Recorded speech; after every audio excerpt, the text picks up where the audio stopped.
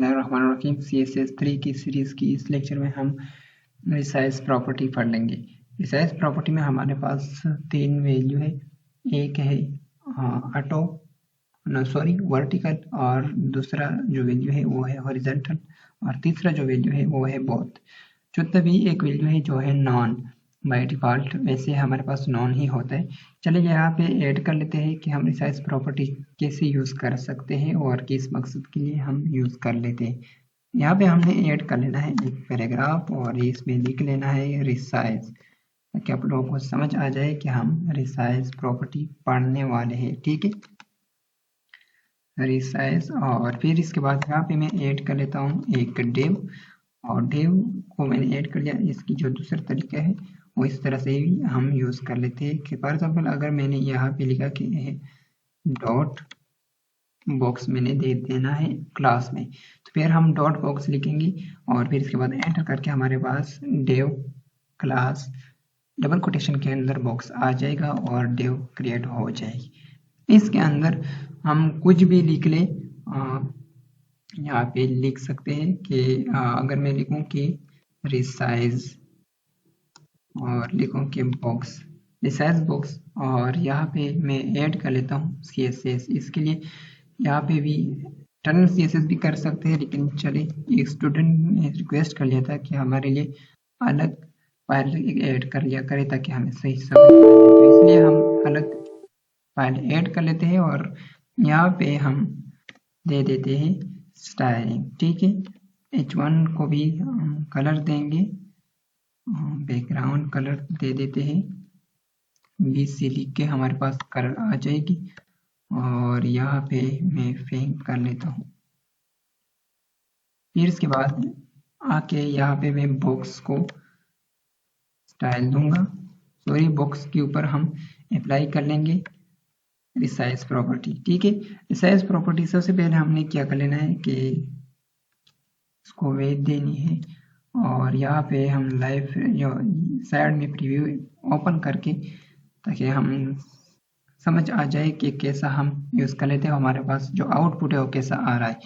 सबसे पहले हम वेट दे देते हैं इसको, और वेट में 200 पिक्सल ठीक है, और इसके बाद हाइट जो है वो भी इसी तरह से 200 पिक्सल स्क्वायर आ गई, और इसके साथ साथ बॉर्डर भी ऐड कर लेते हैं, बॉर्डर और 2 पिक्सल सॉलिड, और इसके साथ साथ बस ठीक है, कलर वैसे भी बाय डिफॉल्ट ऐड है लेकिन ब्लैक ऐड कर लेते हैं।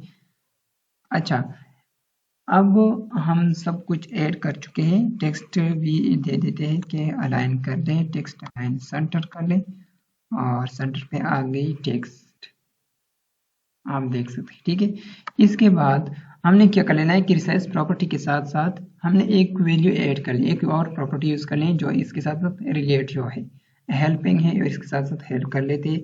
लेकिन अगर हम ये डिव के ऊपर अप्लाई कर रहे हैं, तो अगर डिव के ऊपर अप्लाई नहीं कर लेते तो फिर इसके बाद हम ये इस प्रॉपर्टी को यूज़ करने की ज़रूरत नहीं है। ठीक है, हम डिव के ऊपर अप्लाई कर लेते हैं, फिर इसके बाद हम टेक्स्ट एरिया के ऊपर भी अप्लाई कर लेंगे, लेकिन इसमें हमारे साथ इस प्रॉपर्टी की ज़रूरत नहीं है कि वो है ओवरफ्लो।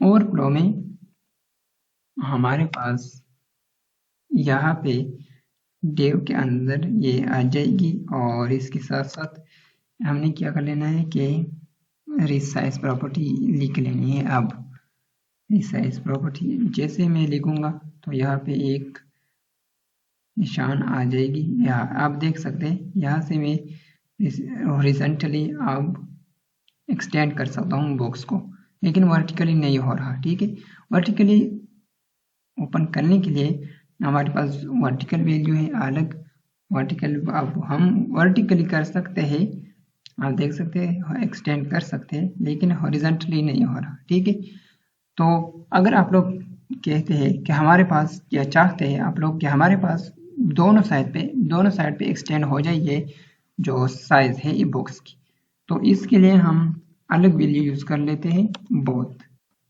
अगर मैं बोथ यूज करूं तो ये दोनों साइड की तरफ एक्सटेंड हो जाएगी। आप देख सकते हैं इस तरफ से भी एक्सटेंड हो रहा है और वर्टिकली भी एक्सटेंड हो रहा है और हॉरिजॉन्टली भी। ठीक है, तो आप लोग ये प्रॉपर्टी यूज कर सकते हैं। यहाँ पे आप दिखा देते हैं और लाइव सर्वर के साथ साथ हम ओपन कर लेते हैं ताकि आप लोग समझ आ जाए कि हम क्या ऐड करने वाले हैं। ओपन हो जाओ।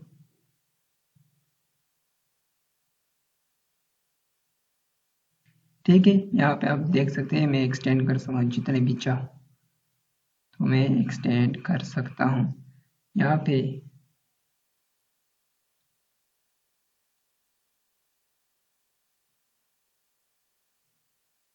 अब अगर मैं यहाँ पे इसके अंदर टेक्स्ट ऐड कर लूँ लॉरेन और लिखूं कि 500, अब क्या होगा, यहाँ पे एक स्क्रॉलिंग आ जाएगी। ठीक है, जिसके से हम स्क्रॉल कर पाएंगे। ठीक है, यहाँ पे भी हम दिखा देते हैं आप लोगों को। आप देख सकते हैं अगर मैं कोई पैराग्राफ ऐड कर लूँ और कोई यूज़र फिर इसको रीड करना चाहे तो वो रीड कर सकता है इस तरह से ये स्क्रॉल करके। ठीक है, और इसको ये भी बढ़ा सकते हैं, ये भी इस तरह से बढ़ा सकते हैं तो ये स्क्रॉलिंग खुद ब खुद खत्म हो जाएगी। यहाँ पे आप देख सकते हैं ये कंप्लीट पैराग्राफ अब नज़र आ रहा है। तो यहाँ से जो वर्टिकली स्क्रॉलिंग था वो हट गई। अगर मैं कम कर लूँ तो ये आ जाएगी फिर से। तो इस मकसद के लिए आप रिसाइज प्रॉपर्टी यूज़ कर सकते हैं। लेकिन अगर आप लोगों ने यहाँ पे दे दिया कि नॉन, तो ये बाय डिफॉल्ट वैसे भी नॉन है। ठीक है, यहाँ पे नहीं बढ़ता जाएगा। ये ओवरफ्लो जो है इसके लिए हम यूज़ कर लेते हैं। तो अच्छा, इसके बाद अगर मैं डिव पे अप्लाई ना करूँ, मैं चाहता हूँ कि मेरे पास एक फॉर्म है और फॉर्म के अंदर टेक्स्ट एरिया है कि जिससे मैं यूज़र अपना कमेंट डाल सकते हैं। यहाँ पे ऐड कर लेते हैं बियर, मैंने ऐड कर लिया और इसके साथ साथ यहाँ पे अब टेक्स्ट एरिया प्रॉपर्टी मैंने लिख लिया और टेक्स्ट एरिया प्रॉपर्टी के अंदर मैं यहाँ पे अगर प्लेस होल्डर ऐड कर लूँ, प्लेस होल्डर, और लिखूँ कि योर मैसेज, यहाँ पे दिखा देते हैं। आप लोग देख सकते हैं कि यहाँ पे बाय डिफॉल्ट ये ऐड है। ठीक है, रिसाइज प्रॉपर्टी आप देख सकते हैं हमने रिसाइज प्रॉपर्टी में नहीं दिया, कुछ भी नहीं दिया, लेकिन यहाँ पे ऐड हो चुकी है। यहाँ पे मैं अपना मैसेज लिख सकता हूँ और मैं अगर कॉपी कर लूँ और यहाँ पे पेस्ट